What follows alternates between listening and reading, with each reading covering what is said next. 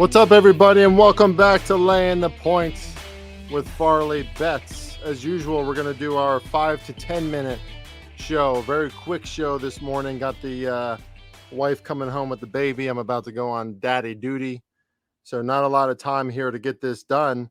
But hello, everybody, and this is my new recurring version of Laying the Points, live shows on Twitter, and then I will put it as a podcast as well. 5 to 10 minutes, most shows, 10 to 15, maybe some shows, but no longer than 15 minutes because I know you got to get on with your busy day. It's the NBA. So we want to move through these pretty quickly. We will do a few of these throughout the week. Stay tuned for myself, Noops, Sean Green on the BetUS NBA show tomorrow and Wednesday at high noon.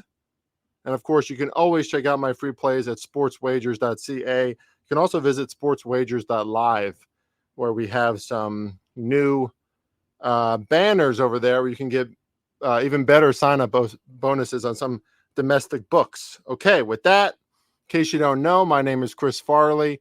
5 years as a professional bettor now, 2021 Circa winner, over 120 units won in the NBA and NFL the last 3 seasons. And we continue to have success in the NBA playoffs. A little bit of disappointment this past weekend on Saturday. The Timberwolves and Knicks, I took them both in the first quarter in those games. The Knicks almost dominate the rest of the game. The third quarter was a little awry for the Knicks, but they lose the first quarter. The Timberwolves dominate from the second quarter to the fourth quarter, and the game also lose the first quarter. So it chose the wrong angle. I thought both teams at home would come out hot. I was on the right side, right? Knicks and Timberwolves both looked really good. But ultimately, those were our 2 big bets on Saturday, and they both lost.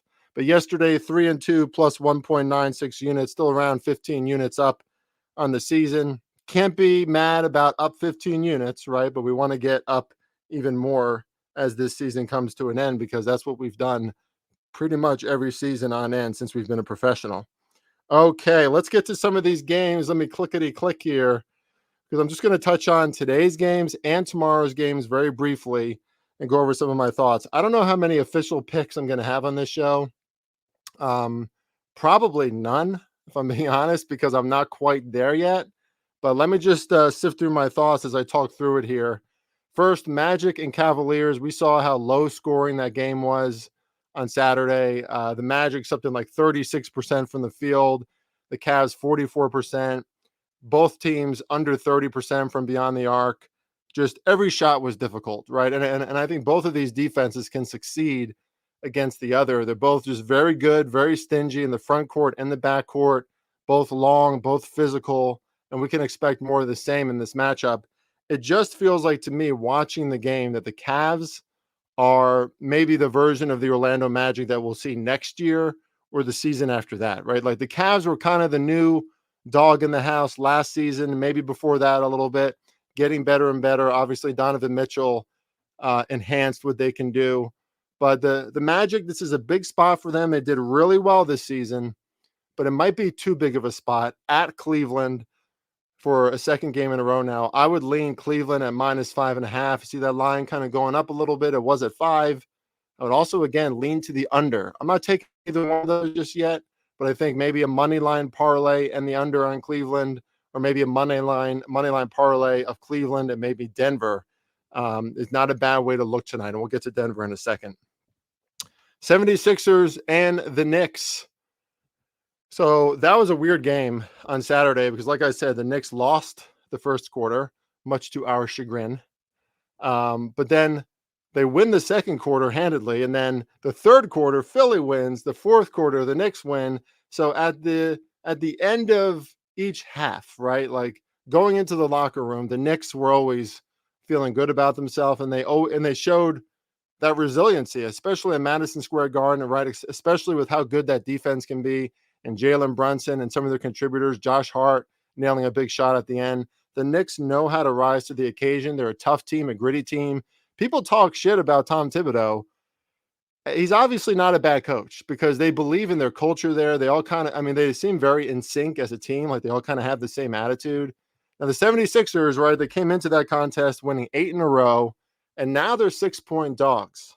So I think this game could shift a little bit. I kind of like the Knicks early again. I don't know if I'm going to bet it because of how I got beat last time, but I think the Knicks don't make the same mistake at the beginning of this game. But I do think that +6, there's too many points for a 76ers team that's very good, that just won 8 in a row, finally lost one, but they do not want to go down 0-2 to the New York Knicks. That's a tough deficit to come back from against a defense as good as New York and against a New York team that's now healthier than they've been all season. Obviously, Joel Embiid and Tyrese Maxey and the whole crew will, you would think, be trying their damnedest tonight. Sometimes we see weird games, even in the playoffs, where teams, not that they take the night off, but they're just not all there. This isn't going to be that spot for the good teams tonight, right? Even the Lakers and Nuggets, I'll move on to them, but I'll just say 76ers is the way that I lean, and 76ers and Knicks, 76ers +6 full game, like the Knicks early, and I still do lean to the under too. I think they got fortunate. Both teams got fortunate in that game on Saturday that score went over 206.5. It's remaining right there under 210 for a good reason.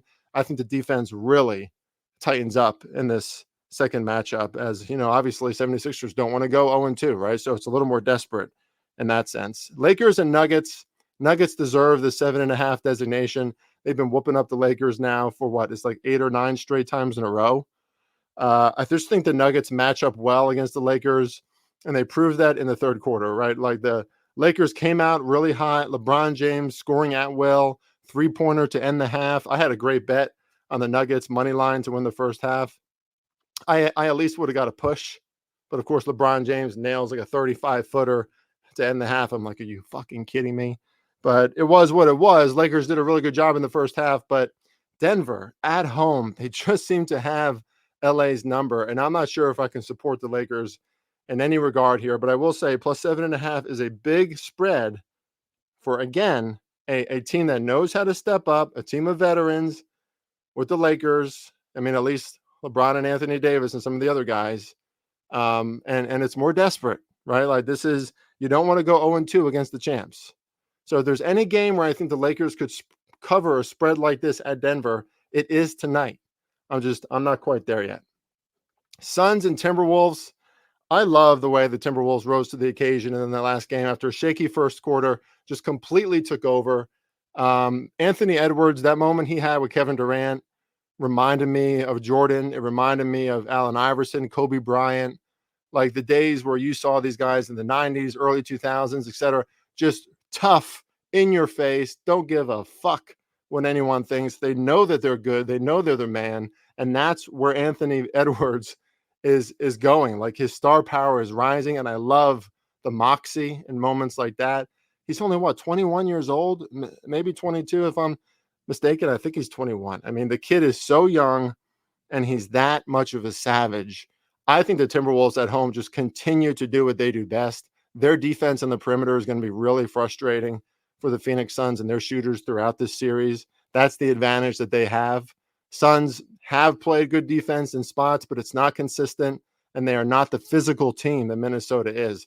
Like I said in some of my write-ups this weekend, the fact that Minnesota went 0-3 against the Suns during the regular season is kind of fake news, right? There were circumstances happening in all those games. They were just, I don't know if this is the real representation of what happens between these two teams. And we saw that on Saturday. Timberwolves dominating the Suns at home eventually for 3 quarters. So impressive by the Timberwolves. Still lean Minnesota in that one. All 8 favorites won this weekend, by the way. Home favorites. I mean, that's kind of boring, but maybe somebody had a parlay on one of those teams. That'd be awesome.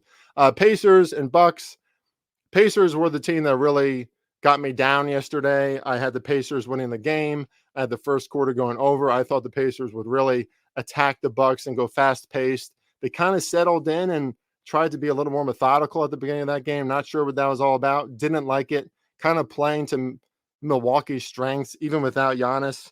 And we saw the result. And, I don't really know what to think of that series moving forward. I kind of want to support the Pacers in game 2 because I still don't trust Doc Rivers and the Bucks game to game. But this one's tough. And this next one is tough as well. Was that what we're going to see from the Clippers every game, or the Clippers kind of back? Is this playoff Clippers?